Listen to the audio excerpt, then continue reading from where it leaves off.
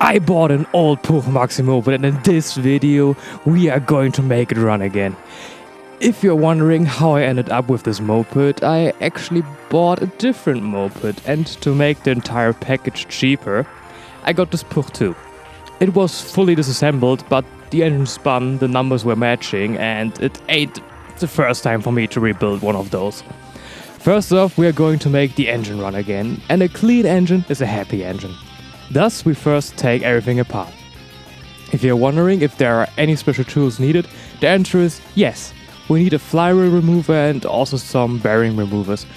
The bearing removers can be DIY'd, but the flywheel remover sadly not, except if you got a lathe with the right settings. After the ignition is taken care of, we drain the oil and nothing. That's not supposed to happen, but let's move on to the clutch. This shiny dark paste is actual metal out of the engine mixed with oil. For those old two-stroke engines, it's typical to have some sort of wear, but that's a little too much. I hope that nothing happened to the insides of the crankcase though. To screw it apart, you should use a really big flathead screwdriver, preferably with a spot to use a wrench for more leverage. You cannot really mix the screws up since the only longer ones are for the main part, which is the easiest to reach. Normally we can split the engine now, but this old thick seal is giving me a hard time, thus I removed it first. To pull the engine apart, you use the cylinder studs and just pull on them. First checking if this is a 4-bearing engine, which are better suited for tuning and should also last longer, but sadly that isn't the case. Now to check the bearings, they sound good, feel good and could be reused. While inspecting the engine housing closer, we see more metal shavings and a good old oil transmission sand. We definitely need to give them a good clean. Some people would even glass bead blast them, but a good scrub should suffice. The moped isn't going to be like a real show moped, it's just going to run. While the cleaner is setting in, we can start removing the bearings from the crankshaft.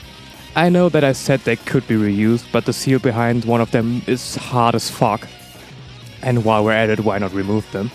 To get rid of it on that side, we can use the lower part of the bearing remover and force the bearing up into the tapered section of the crankshaft and pull it out.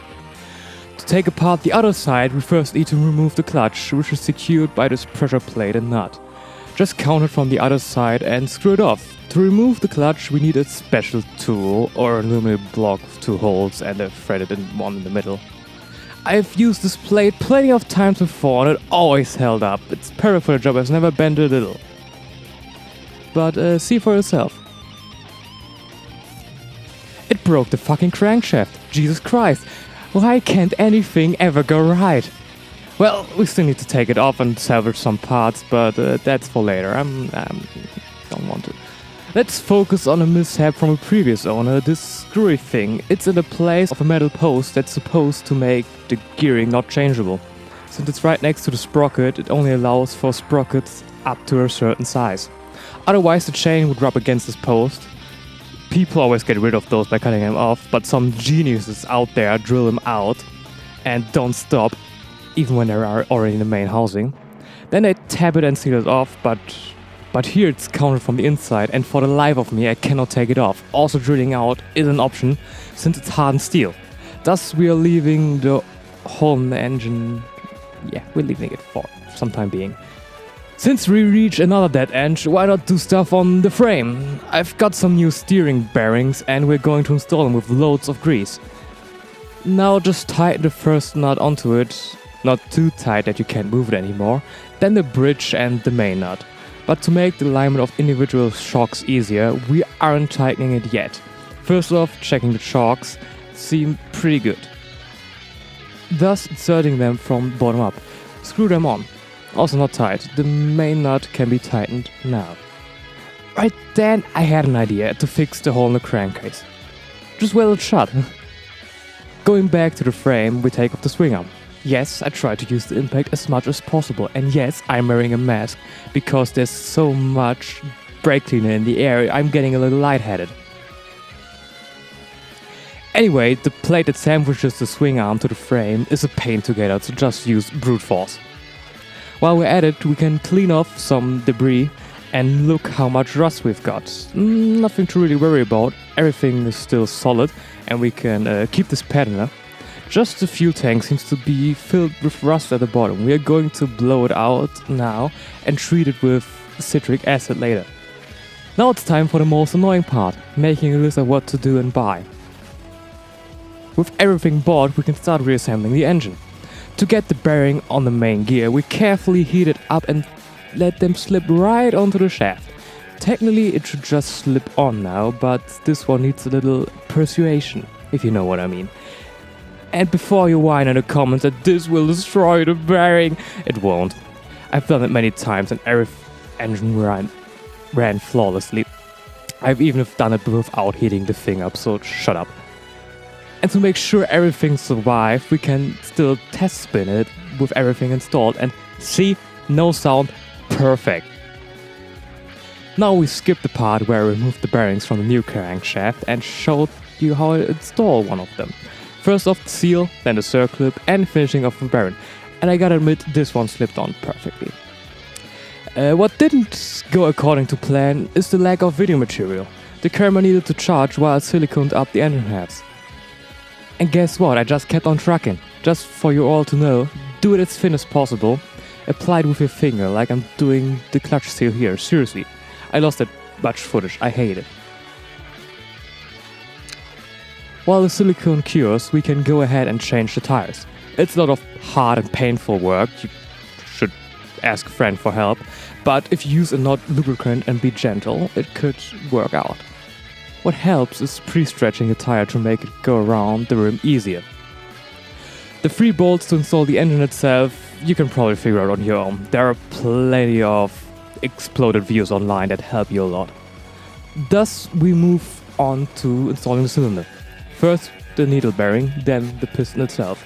If you have difficulties getting the piston pin in, use gentle force. You don't want to destroy the crankshaft, just really hold it tight and use light hammer bashes. The bottom gasket we are going to cut ourselves. For that I trace out an old gasket, cut it and use the actual cylinder to transfer the right dimensions for everything.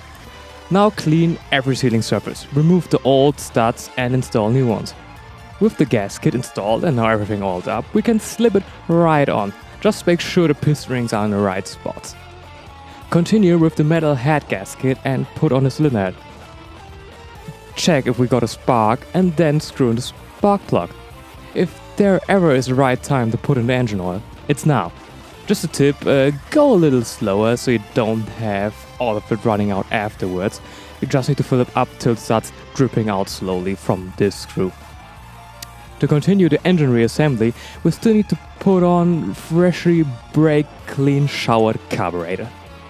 After this, I installed the sprocket on the engine and then the main chain. Make sure the alignment of the wheel is alright and the chain has enough play. Now we put on the most useless thing ever, the exhaust.